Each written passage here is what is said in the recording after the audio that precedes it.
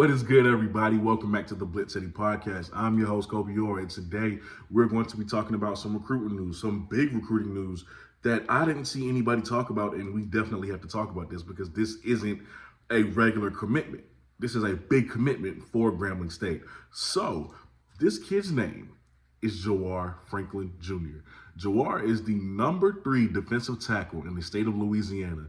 Guys, he is 6'4", 300 pounds, and he is a defensive tackle. Now, some websites have him at 6'4". I think he has himself at 6'6", so he's in between there, but either way, that's really big, okay? So check this out. He's from New Orleans, where he attends John Curtis High School, and he is of the class of 2024. Now, when you hear that 3-star ranking, you think to yourself, what's big about that? He's not a regular 3-star. As a matter of fact, this kid can go anywhere he wants in the country.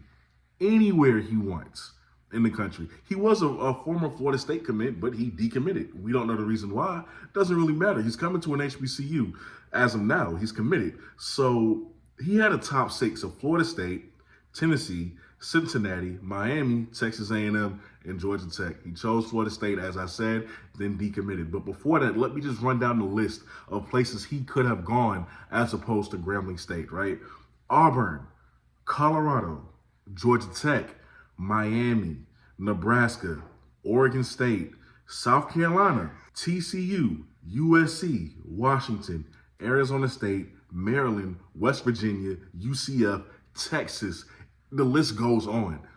He could have been anywhere in the country. And I think he was being recruited by Ohio State and Kentucky and Ole Miss, but I don't think those schools actually offered him. But the list that I just ran by, they all offered him. And honestly, Grambling wasn't even the only HBCU after him. FAMU offered him. Jackson State offered him. Alabama State offered him as well. He just chose Grambling.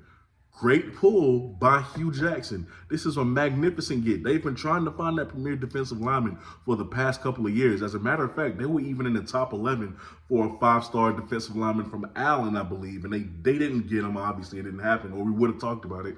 But they got him. They got Jawhor. Very talented young man. Now, out of 11 games in his senior year, let me tell y'all his stats. 64 total tackles. 25 sacks. Let me say that again. This man-child had 25 sacks on the season throughout 11 games. That is otherworldly. That is absurd. That is unheard of. On top of that, he had 4 pass deflections. He had 3 forced fumbles, and he had a fumble recovery. He had a very productive senior year of high school football. So no matter how that season ended for him, he can hold his head high, because 25 sacks, I don't care what level you at, that's hard to do. That is hard to do. So I watched this tape because I wanted to see how he was even able to get 25 sacks. And I see it. He's devastatingly powerful. No offensive lineman, unless you double team him, no offensive lineman is going to push him back. I mean, most clips, he didn't even move a yard up the line of scrimmage, okay? That's the thing. He will, at the most, it'll be a stalemate. He's going to stand you up. He's going to move you out the way because he's so strong and so big, and he's going to make the tackle. Now, his motor is something I like as well. There were a few clips where I saw him running sideline to sideline to make the tackle or to help get him a sack. I love that motor about him, to be that big and to be able to move like that. That's something you want out of a player. Now, of course, with any prospect, there are things that they could work on, right? We know this. And I say this. He will be, and no question in my mind, he's going to fix these things when he gets to Grambling State. Now, here's the thing. When he gets to school and they fixed his pad level coming up the football, if he gets his pad level lower and he drives those legs consistently, I think he'll be unstoppable. I think that's the only part of his game that really stops him from being unstoppable right now. When he gets that down, watch out. Watch out. So now you can pair Jawhor Franklin with that 6'7" defensive end that they got last year in their class. So the next coming years, they're going to be a lot bigger on the defensive line, and they're going to be a problem, those two at least. So now you pair these two guys together, and you look at the future of that defensive line for Grambling State, and it looks very strong. Love what Hugh Jackson did.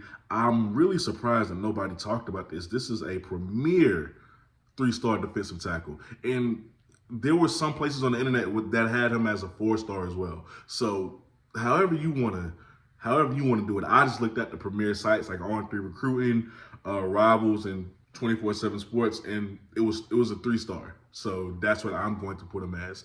But he has offers from everywhere. As a matter of fact, I think he just recently picked up the offer from Nebraska. I think he just recently picked up the offer from Michigan too and visited them. So, ladies and gentlemen, Grambling State, congratulations on this. This is amazing. Y'all let me know what you think about this down below in the comment section.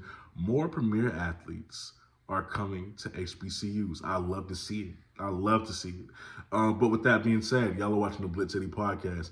I'm your host, Jawhor. I'll catch y'all next time. Y'all be safe out there. I'm out. Peace.